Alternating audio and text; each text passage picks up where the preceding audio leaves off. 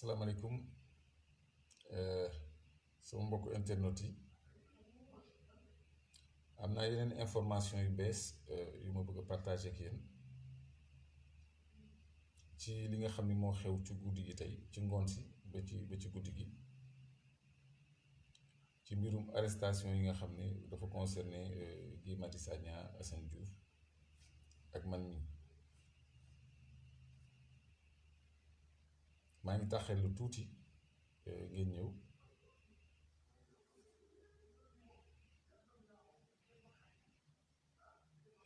Moussa maa ngi lay ziar son bi baaxul ah xaaral ma gën a jege téléphone bi.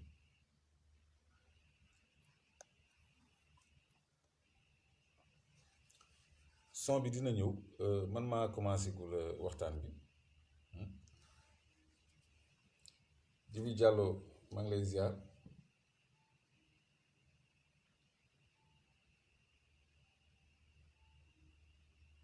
Son bi baax na merci. Ok, c'est bon. Dieyna, oui, tu as raison, maximum de partage.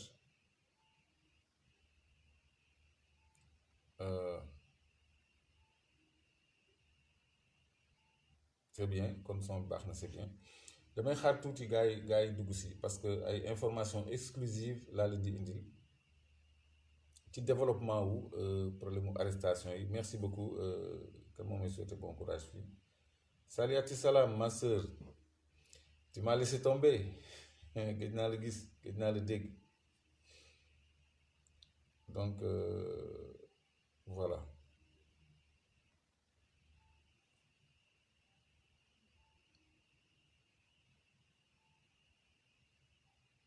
Bon, vous êtes à l'écoute, restez un peu rek xam naa ni on a déjà 140 personnes mais tout à l'heure on était à 3000 léegi on va attendre un tout petit peu. Ça monte, les gens se connectent ñu xaar tuuti rek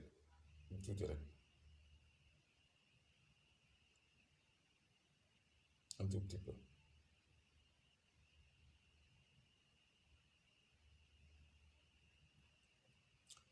Donc am nañu ay développement ci guddi gi parce que on a de plus en plus d'informations et on confirme que Guy également est arrêté en même temps que, que Assane Diouf. Donc non, t'inquiète, je reste fort et déterminé. Xaw ma c'est le commentaire de qui, ça ne défile plus man nag ñu ma affaire yi de je fais pas tout le temps des lives.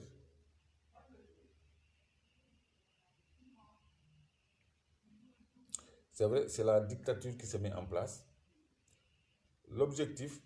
oui Rex, bienvenue. L'objectif, moi, est décourager les jeunes. C'est un système classique, c'est-à-dire décapiter les têtes de mouvement pour que ñu nekk ci gannaaw daal di ragal comprendre nga mais bu kenn ragal dara réew bi ñoo ko moom bu kenn am lu muy ragal. Donc il y a des développements yoo xam ni on vous en tiendra informé tout à l'heure bu fekkee ni waaw. Salima Fall maa ngi lay ziar. Pape Mandiaye merci. Ousmane Diagne merci. Sora my boy, mais Sora du courage hein. Le combat continue. Après dinaa la expliquer am na yoo xam ni yéen di ngeen su ma waxee di ngeen comprendre fi may waxee hein. Le combat continue. Ma sœur Saliati, on est ensemble mais gëj naa la dégg. Amin Kokot Fall, amin.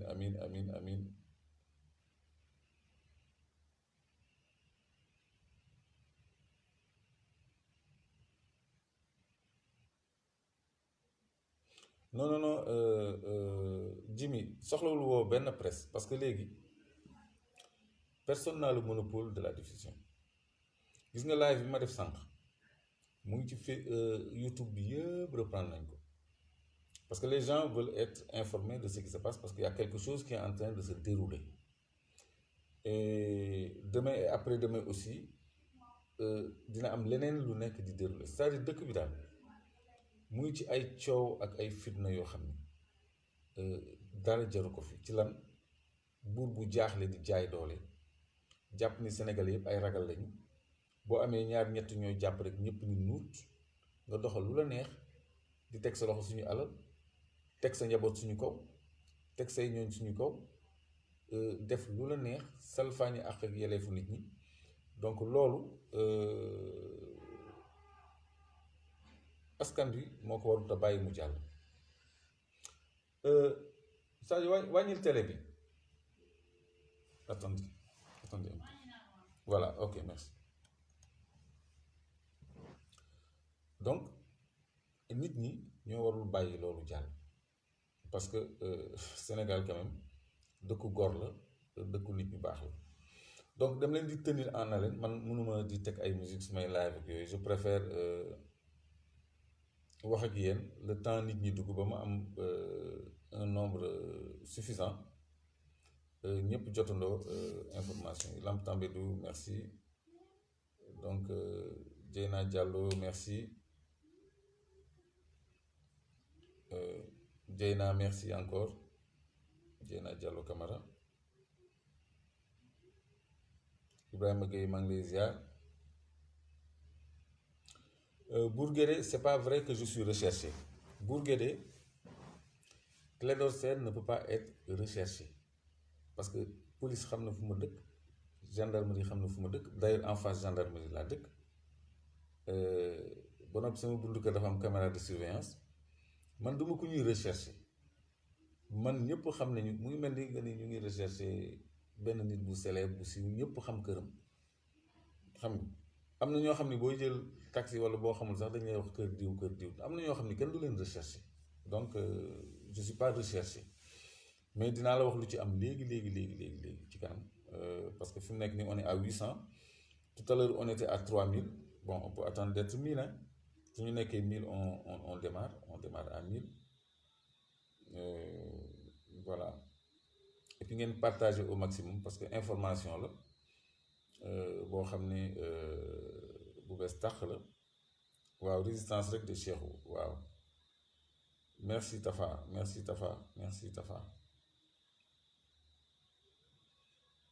Ardo gëj naa la dégg de boy merci Ibrahima Diédhiou donc nañu patienter rek léegi nit ñi dugg on va être bientôt à 1000 suñu atteindre 1000 dañuy commencer ma délivrer information bi ba noppi baamu ko parce que lii yëpp ay loxo doomu aadama ñu ngi ci day baax aussi ñi ci des xam ko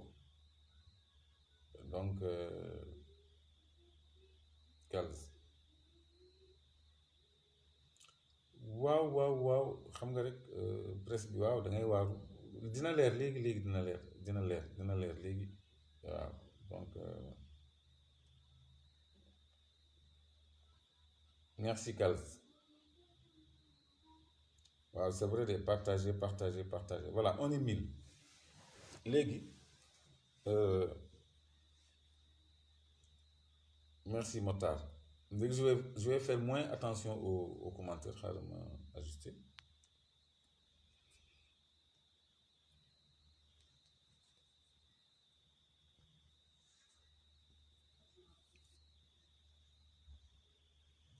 bon salaamaaleykum wa rahmatullah sama mbokku internet yi maa ngi ñëw expliquer leen li xew ci guddi gi yépp parce que dañu nekk en face d'un régime boo xam ne dafa jaaxle ba noppi dafa teg ay stratégie yoo xam ne pour tiital askan bi la pour tiital askan bi comment c'est-à-dire di décapiter mouvement yi ak parti politique yi décapiter mooy ñu jàpp ñu nekk ci sommet bi léegi xibaar yi mëtale na mën nañ leen wax vraiment li xew sëñ Xaadim jërëjëf fi mu nekk nii am na benn audio boo xam ne mu ngi wër ci internet audio boo xam ne dem ci waxtaan ak benn membre Clair Vision bu tudd Pape Moussa Sow bu ma invité woon benn émission Pape Moussa Sow membre Clair Vision la suñu premier AG mu ngi fa woon ba noppi mu diriger commission communication ci Clair Vision donc muy rakk ci man ñu am ay relation yu fraternelle mais nit kenn xamu ko léegi mu invité ma mardi émission Dakar 221 mooy site internet bu Soya Diagne te site boobu di collaborer ak beneen site bu ñuy wax Bët Set donc Soya Diagne moom Dakar 221 fi Pape Moussa di liggéeyee Pape Moussa membre Clair Vision la sama rakk la laa ko jàppee ma ni ko mardi day ci la xeex bi commencé parce que am na ñu woote woon manifestation le 24 man dama jàppoon sax ni mardi mooy le 24 ma ni ko ñun amuñu jot pour nekk tout le temps ci plateau yi parce que dafa am liggéey bu ñuy def à la base parce que wax nañu ci télé yeeg ci rajo yeeg ci conférence de presse dajale presse bi yëpp ñëpp di dégg ñu ni dañuy installer ay comité de résistance ci quartier yi kon kuy wax loolu nëbbatuwuloo kon loolu nga wax ko ci audio du problème parce que je crois que conférence de presse moo gën a nekk audio ñun on a déclaré notre intention de nous organiser à la base te am nañ ci droit yoon may nañu loolu léegi nag Pape Moussa Sow moomu te Sora xam na Pape Moussa moo tax mu naan ko su ma waxee après di nga xam fu may waxee Sora Diallo Sora Sow Pape Moussa moomu moo génnee audio yi fuité ko te Pape Moussa juriste la xam na lu mu ci jublu parce que daaneel Clédor moom bu ko nguur gi amee yow mi ko def sa affaire dina baax mais wax naa ko ni yàlla mooy sottal kon moom li mu ci jublu mooy lii di lor ay doomu aadama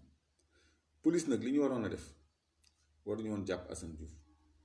waruñu woon jàpp Guy Marius Sagna léegi sama kàddu moo dem nañ ma woo ni ma lii nga wax foo ko teg ak loo nar ak ma expliquer moo gën ñuy jàpp ay doomu jàmbur yoo xam ne seen yoon nekku ci ñu jàpp seen yoon nekku ci kon tey jii retenez une chose ku ma jege nekk Clair Vision tudd Pape Moussa Sow di liggéey ak Soya Diagne Dakar 221 astafurlah Dakar 221 à ne pas confondre ak beneen site bu tudd DKR 221 bii Dakar 221 la tudd bu Soya Diagne la bokkul ak DKR 221 Dakar 221 boobu day collaborer ak beneen site bu ñuy wax Bët Set donc Pape Moussa Sow moomu te nekk membre Clair Vision section cellule communication moom moo génnee audio boobu wesaare ko pour indil ma ay jafe-jafe te loolu ci lu tuuti loolu audio boobu mu ngi circulé ci internet bi ci lu tuuti loolu la police mooy pour fekk nit ñi ay guddi di leen yóbbu léegi nag merci pour les commentaires maître Khoureychi Ba dem na seeti Assane ba muy dem gis na fa Guy Marius Sagna donc confirmé nañu ni Guy Marius Sagna aussi jàpp nañ ko moom dafa génnoon di am lu muy jëndi ay boor 8h30 ñu jàpp ko yóbbu léegi man ñoom ñu ngi fii sama buntu kër léegi dootu ñu ma jël si guddi parce que jéem nañ ko bi ma nekkee yéen mais mu jul sotti kon ñoom dañuy xaar ba fajar ñu jël si ma moo ne day suñ ma joxoon convocation sax man ma ñëw convocation suñ ma ko indiloon même téléphonique man gendarmerie section de recherche bi may entendre ci affaire audio Pape Samba Mboup bi téléphone lañ ma convoqué téléphone dama ñëw kon tey jii même bu doon téléphone sax dinaa ñëw soxlawul ñuy xaar fii sama buntu kër ay fajar jot ñu may yóbbu man de toute façon naa wuyu si léegi ñoom li ñu prévoir laa leen wax waaw li ñu prévoir mooy su ma ñëwee ñu placé ñun sur mandat de dépôt parce que ñoom Assane ñu ngi leen di toppee menace de trouble à l'ordre public lu ñëwagul lañ leen di toppee menace de trouble à l'ordre public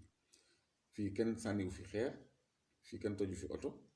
fii kenn lakku fi pënë fii kenn def fi dara li ñu def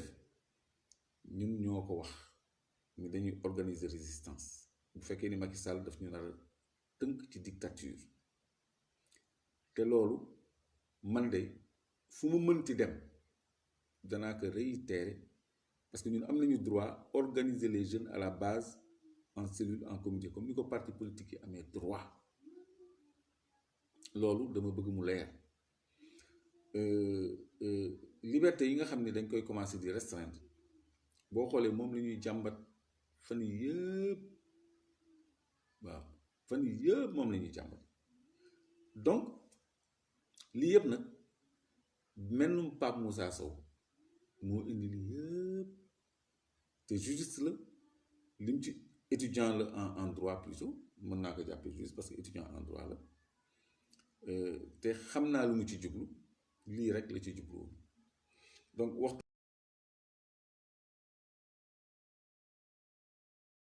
waxtaane nañ ko Clair Vision moom tey malhonnêtement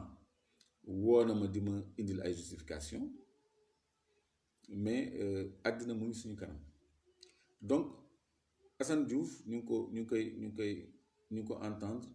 pour menace de trouble à l'ordre public Assane Diouf il n'a pas menacé de troubler l'ordre public dañu dégg ci audio bi ma ni Assane mu ngi liggéey à la base loolu du menace de trouble à l'ordre public ñoom xamuñu lu ñuy def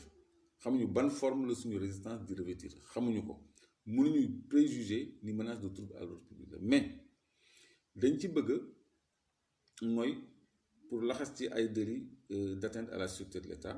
pour mën ñu opposer article 80 pour mën a utiliser mandat de dépôt parce que menace de trouble à l'ordre public kese mandat de dépôt obligatoire à l'audience kooku délit bu oyof la léegi ñoom comme ni ma dafa mel ni dama koy yéegoon parce que maa ngi naan ñoom bu ñu la bëggee jàpp ay inculpation yu bëri def naa Africa 7 laa ko doon wax tey ay chef d'inculpation yu bëri lañ lay limal nga xam ni benn avocat sax du la doy donc man xam naa état loolu la ñuy pratiquer ba noppi nag seen ay presse seen ay réseaux sociaux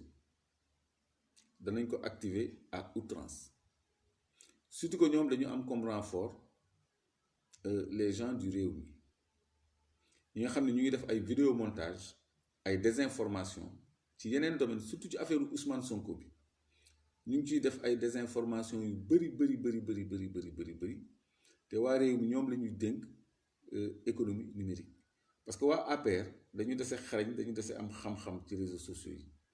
ñële nag seen nouveau allié yi ñoom ñoo leen renforcer ci côté boobu donc ils sont à l'origine de beaucoup de rumeurs de beaucoup de désinformation de beaucoup d'intox de beaucoup de faux profils ay affiché photo Sonko pexey sànq nit comme li Pape Moussa def nii ñoom loolu la ñu jël léegi comme arme pour di ko xeexee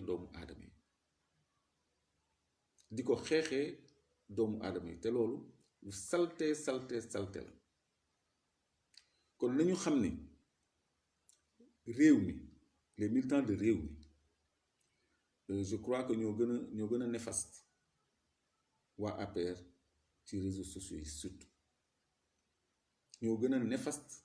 ci réseaux sociaux yi ñoo gën a machiavélique te ñoom la ñu jox télécommunication économie numérique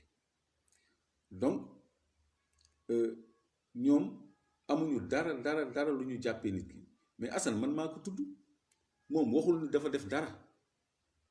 mais lu tax man ñu bàyyi ma fi moom ñu njëkk ko jàpp moom man dañ ma waroon jàpp ba pare ba entendre ma ni ma yow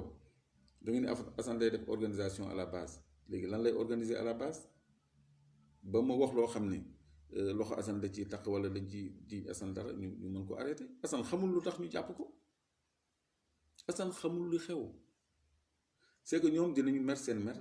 ci communication bi mu def par exemple ci vaccin yi nee na bu kenn dem vacciné wu parce que vaccin yi wóorul te gis ngeen président dem teeru ji vaccin yi di campagnal vaccin yi ni docteur yi nañu dem kii vaccin yi donc dama bëgg kenn bañ a découragé kenn bañ a jaaxle parce que ñu ngi jëm ci loo xam ne ñoom ñoo koy sooke ñun de def ñu fi dara loo xam ne mën nañu ko opposer lu dul wax ni xupp yëgle dankaafu nañu nag parce que dankaafu mën na tax régime bi dellu gannaaw ci lu mu bëgg te bu delloo gannaaw ci lu mu bëgg mooy jàmmi réew mi régime bi bu delloo ci gannaaw ci li mu dëgg ci li mu bëgg moom mooy jàmm réew mi mais bu fekkee ni forcé na mën na fi indi loo xam ne mën na ñàkk muy ay jiixi jaaxa yu metti kon man tey jii lépp lu ma wax mooy li ma doon wax Pape Moussa démb parce que dafa doon justifier ma ne ko man lépp lu ma def lépp lu ma wax xam naa lu ma ci mën a fekk dama peser le pour peser le contre ma xam ni Sénégal jaral na ma ko parce que am na loo xam ne il faut que mu am ñu nangu sacrifier ñu nangu jiitu léegi li may baamu rek mooy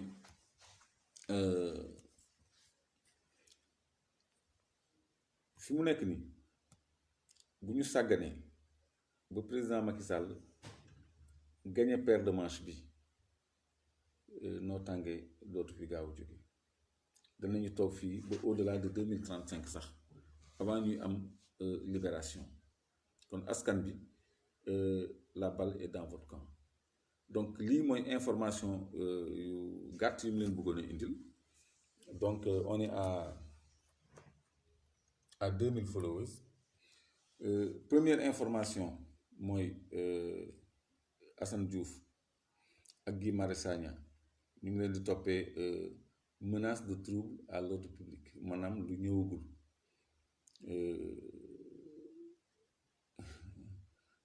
Pape Moussa nee na maa ngi koy tooñ en tout cas audio bi fuité moom laa ko yónnee man ak moom la ci biir néeg waaw lii yëpp pexeem la moom juriste Pape Moussa yow lii mënoo ci wax lenn comprendre donc lii mooy li am donc ñoom ñu ngi menace de trouble à l'ordre public lañ leen di jàppe te loolu lu woyof la mais pour mu diis dañ ko bëgg a dëxëñ dañ ci bëgg a dëxëñ article 80 pour mën ñu placer sous mandat de dépôt donc j'ai transféré l'audio oui ou non mais bien sûr j'ai man pan transfert xaw ma kan lay waxal de Rex xaw ma kan lay waxal donc Pape Moussa laa yónnee man sama audio mu nekk ci internet bi yépp même pas une heure de temps avant waaw donc Clédor yaa ngi may tooñ bon léegi il faut ngeen xam li tax a jóg ñenn ñi parce que état bi ci yu tuuti lay jafandu loolu doy na ko pour fooyee liberté nit ñi ñun nag ñu ñoo choisir yoon boobu parce que li gënoon a yomb moo doon ñu toog croiser les bras ku nekk lijjanti sa côté mais ñun amuñu posture boobu ñun mënoon nañu jàpp suñu ñàmbur lijjanti suñu bopp parce que sénégalais ñu ci bëri dañu égoïste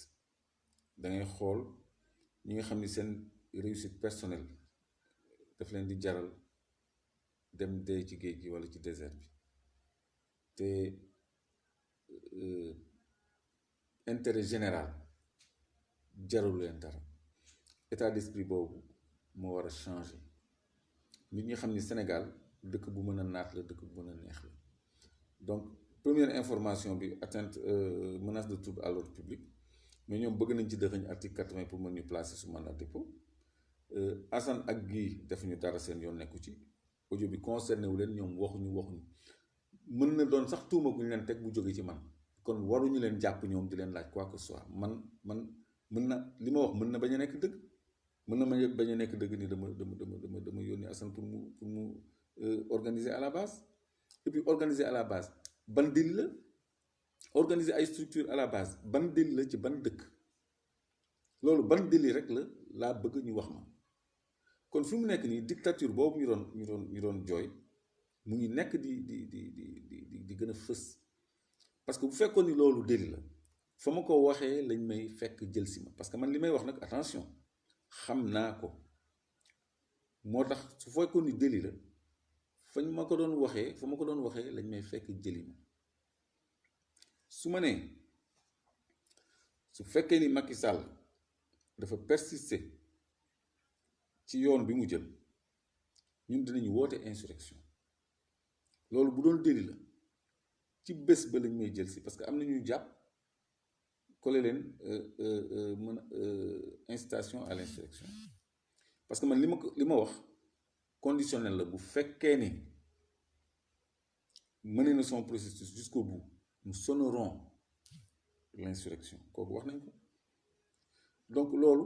yëpp ay araftu la te évoqué naa charte universelle des droits de l'homme article 35 ak constitution bi ci suñu yoon ak ci suñu droit la ñu nekk mais pour audio bu ndaw bi ñu bëgg ci sukkandiku pour décapiter tout un mouvement loolu abus de pouvoir la kon may wax sénégalais yeeg sénégalais yi ni lii rekk am léegi nag ñoom ñu ngi sama buntu kër pour fajar ñu jël si ma parce que dootu ñu ma jël seeti au-delà des heures légales parce que xam naa samay droit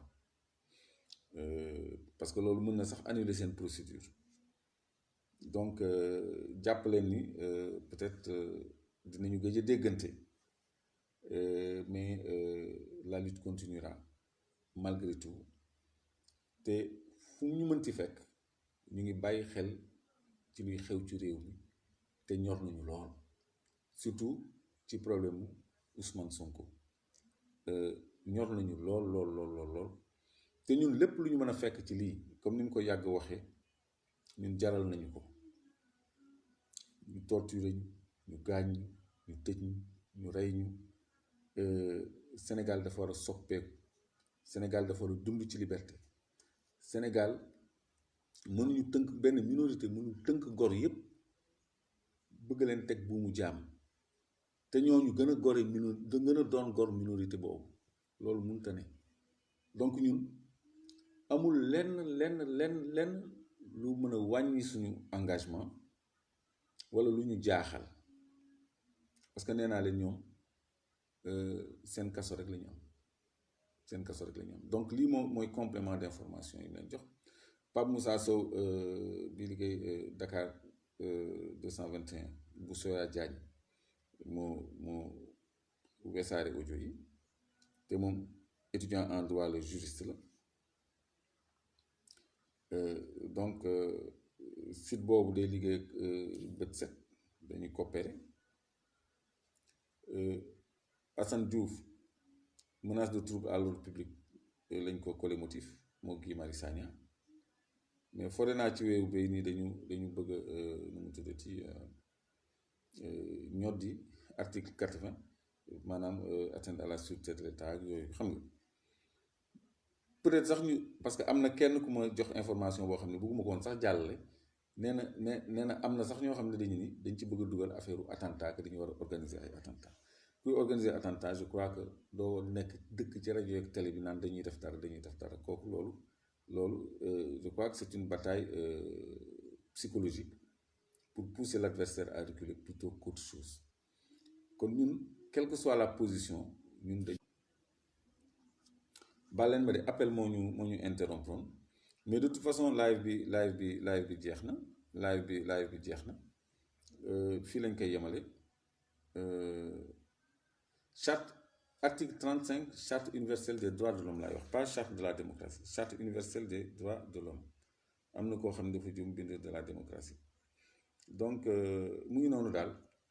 la balle est dans votre camp man je sais que sénégalais yi du ñu nangu ñu noot leen du ñu nangu ñu tënk leen mais nañu xool fu waay wànnante di mujjee ak bëtam man de toute façon serviteur u askan bi la c'est dommage que am na liggéey yu bari yu mu leen liggéeyal ndeysaan du ngeen ci mën a jotati du ngeen ci mën a jottali parce que ñoom li ñu nar ñoom mandat dépôt la ñu nar ci lu leer ne mandat dépôt la ñu pare parce que affaire bi lu léger la amul sax matière kon lii daal mooy solo yu waxtaan bi duma ko guddal maa ngi leen di bàyyi ngeen noppalu man ma nekk ci yeneen salaamaaleykum wa rahmatullahi taala wa barakaatu maa ngi leen di gërëm yéen ñëpp merci beaucoup. Never give up.